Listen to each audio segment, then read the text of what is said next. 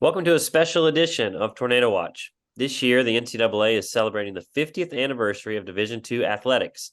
And over the next few months, we will catch up with several former Tornado who racked up accomplishments since the year King transitioned to Division II. Today, we are joined by Emily Powers, a former member of King's acrobatics and tumbling team. Emily, thanks for stopping by. Yeah, thanks for having me. Well, before we look back at some of your individual accomplishments, tell us what you're up to these days. Yes, so I'm still in the acrobatics and tumbling world. I'm the head coach over at Belmont Abbey College now. Well, as an NCAA emerging sport, there are over 50 schools competing in acro and tumbling across the nation. You were a member of the inaugural King acrobatics and tumbling team. So tell us about your background a little bit and what went into your decision to take a chance and help King get their program up and running. Yes, so my background comes from competitive cheerleading. In high school, I did competitive cheer. I really loved the athletic aspects of competitive cheer. I love to tumble and I love to stunt. But going into college for cheerleading just wasn't for me because I like the competing part of the sport. And competitive cheer in college, you compete just a few times, where in acrobatics and tumbling, you compete up to 8, 10, 12 times in a season. And that's what I really loved about acro and tumbling. So then I made the switch over and decided to join King because I really love the campus. I really love the coaching staff. And it just felt like home whenever I came to campus. So that's why I decided to join the first team at King. Well, you helped King appear in its only three NCAA championship appearances to date. So, what do you remember about competing in those events? Yeah, those events were always so much fun to go to the NCAA national tournaments.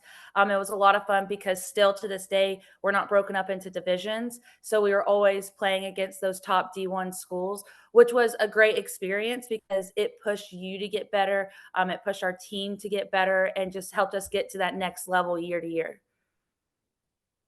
You were also a member of the first perfect score in program history, which qualified your team for the NCAA event finals for the first time ever. So, fill us in on what it was like to receive that perfect score. Yes, I can still remember we had several meets where we scored like a 995. And we were like this 0.05, which could have just been like the slightest movement. And I just remember we kept getting that 995. And then we actually got the perfect 10 when we were at home. So it ended up working out in the best way possible, that we were at home when we got that first perfect 10 and we're all screaming, jumping up and down. But it was like we finally broke through to get that first 10 that we had been striving for all season. I'd say the Student Center could be heard all over Bristol that night. Yes. In 2017, you were named as an all-conference performer while also winning the NCAA Louise Goodrum Academic Achievement Award, which is presented to a junior or senior with the highest GPA among qualifying teams. So, which of your collegiate achievements means the most to you and why? Probably the Louis Goodrum one, just because it came from the academic side, not so much the athletic side, which just kind of validated for me, why I was going to King, why I was getting my degree in business and sports management, and it helped me then to go into coaching and seeing this side of it. So that's definitely the one I'm most proud of. Well, as we wrap up, it's pretty ironic that a King graduate is the head coach at Belmont Abbey, and a Belmont Abbey graduate is the head coach at King right now. So tell us about your relationship with King head coach Molly Hanley and some of your other peers in the coaching world. Yes, it's funny because Molly was on our first team ever here at Belmont Abbey. So she helped start the program here, and then she went there. I helped start the program there, and then I came here. But I'm really close with Molly.